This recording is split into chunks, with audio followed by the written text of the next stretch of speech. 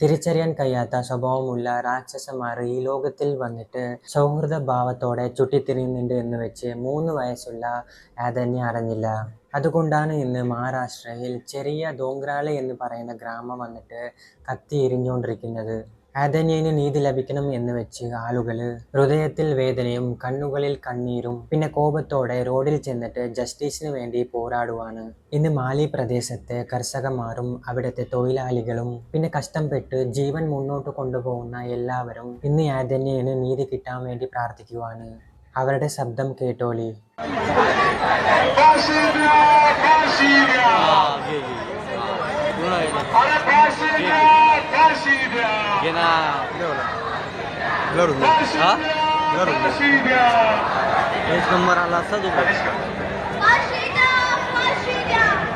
ഒരു പാവപ്പെട്ട കുടുംബത്തിന് സംഭവിച്ച ഈ കേസ് വന്നിട്ട് മാധ്യമത്തിന് ഒരു ന്യൂസ് ആയിരിക്കും.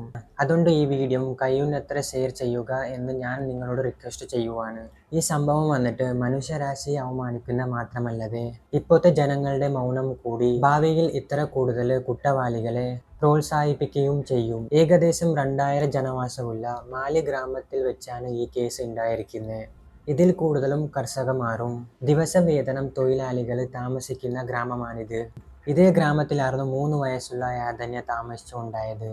അച്ഛൻ വന്നിട്ട് ഫോട്ടോഗ്രാഫറും അമ്മ വന്നിട്ട് വീട്ടിൻ്റെ കാര്യം നോക്കിക്കൊണ്ടുണ്ടാവും. ആദന്യന് 1 വയസ്സ് പ്രായമുള്ള ഒരു അനുജത്തി കൂടി ഉണ്ടാവും.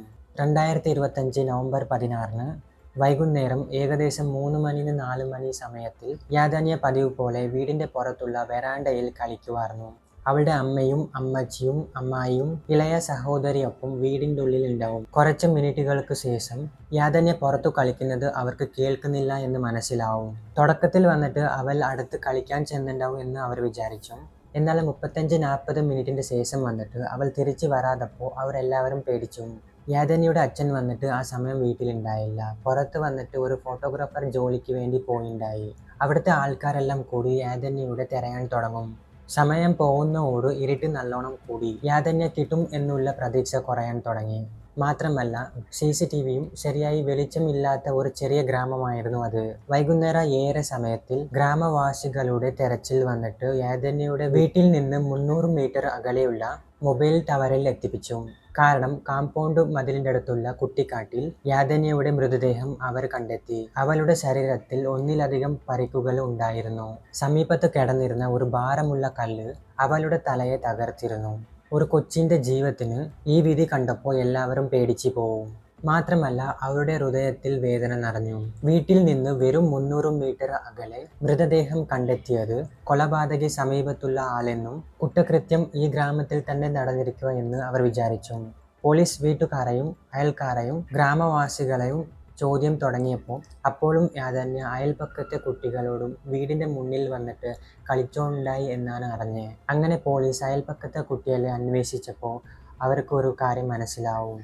ആദന്യന് ചോക്ലേറ്റ് മേടിച്ചു തരാം എന്ന് പറഞ്ഞ് ഒരു അങ്കിൾ ആദന്യനെ കൂട്ടിക്കൊണ്ട് പോയി എന്ന് അവർ പോലീസിൻ്റെ അടുത്ത് പറയും. ആ അങ്കിളിനെ കുറിച്ച് പോലീസ് അവരോട് ചോദിച്ചപ്പോൾ അയാൾ വിജയ് കയർനാർ എന്ന് അവർക്ക് തിരിച്ചറിഞ്ഞു. ആ പേര് കേട്ടപ്പോൾ തന്നെ സ്ഥലത്തുണ്ടായ ഗ്രാമവാസികളും അതേ രീതിയിൽ പോലീസും ഒരുപാട് ഞെട്ടിപ്പോയി. കാരണം ആദന്യയുടെ വീട്ടിൽ നിന്ന് വെറും 200 മീറ്റർ അകലെ താമസിച്ചിരുന്ന 24 വയസ്സുള്ള വിജയ് കയർനാർ അൺമാരിഡ് പിന്നെ ഡെയിലി വേജിന് വർക്ക് ചെയ്തുകൊണ്ടായി. അവൻ അവരോടൊപ്പം ആദന്യനെ അന്വേഷിക്കുന്ന പോലെ നടിക്കുമായിരുന്നു. അവൻ്റെ നാടകം ഇപ്പോൾ അവർക്കെല്ലാം മനസ്സിലായി. രാത്രി ഏകദേശം 8:30 സമയത്തിൽ അവർ വിജയ് കയർനാറിനെ അറസ്റ്റ് ചെയ്യും. എന്നിട്ട് അതേ ഗ്രാമത്തിലിരിക്കുന്ന പോലീസ് സ്റ്റേഷനിലോട്ട് കൊണ്ടുപോകും.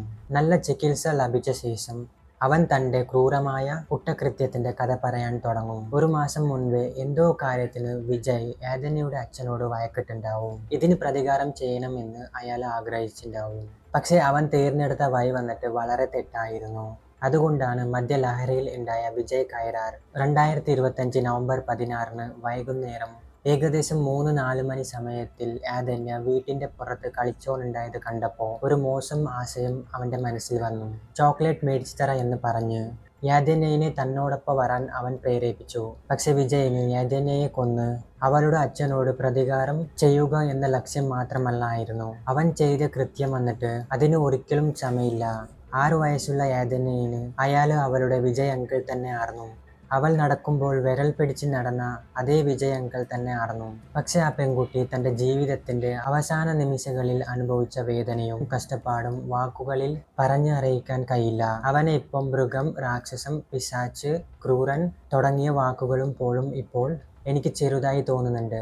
വിജയിന്റെ വീടിന്റെ 4 ചുവരുകൾ ഉള്ളിൽ യാതനയുടെ ശബ്ദം ഇല്ലാതെയാവും. അവിടെ വെച്ച് അയാൾ അവളെ ശ്വാസം മുട്ടിച്ച് കൊല്ലും. ഇരുട്ടിനെ ഉപയോഗിച്ച് അയാൾ മൃതദേഹം വീടിന്റെ അടുത്തുള്ള ഒരു ജനവാസം ഇല്ലാത്ത സ്ഥലം കണ്ടെത്തി അവിടെ ബോഡിയിനെ ഇടും.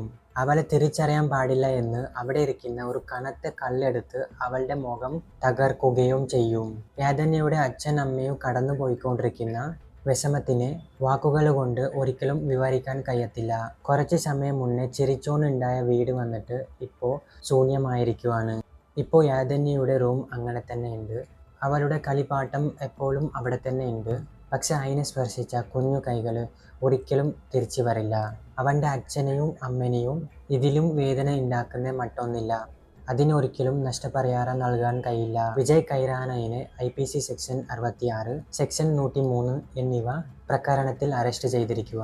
വിജയ് വന്നിട്ട് കുറ്റം സമ്മതിച്ചിരിക്കുവാണ്. അതുപോലെ തന്നെ അവൻ്റെ DNA വന്നിട്ട് മെഡിക്കൽ റിപ്പോർട്ടിന് മാച്ച് ആയിരിക്കുവാണ്. വേഗത്തിലുള്ള വിചാരണയും വധശിക്ഷയും ആവശ്യപ്പെട്ട് നൂറുകണക്കിന് ആളുകൾ ഇന്ന് തെരുവിലിറങ്ങി മാലി ഗ്രാമത്തിൽ പോരാടുവാണ്. അതുപോലെ തന്നെ അവിടെ ബന്ദ് ഏർപ്പെട്ടിരിക്കുവാണ്. പാവപ്പെട്ട പെൺകുട്ടിക്ക് വേണ്ടി ശബ്ദം ഉയർത്തില്ലെങ്കിൽ വേറെ കേസുകളെ പോലെ യാതനയുടെ കുടുംബത്തിന് നീതി ലഭിക്കാൻ ഒരുപാട് വൈകും. അങ്ങനെ സംഭവിക്കാൻ പാടില്ല എന്ന് ഗ്രാമവാസികൾ നീതിന് വേണ്ടി തെരുവിൽ ഇറങ്ങിയിരിക്കുവാണ്. യാതനയുടെ കുടുംബം കൂടി പ്രതീക്ഷയോടെ കാത്തിരിക്കുവാണ്.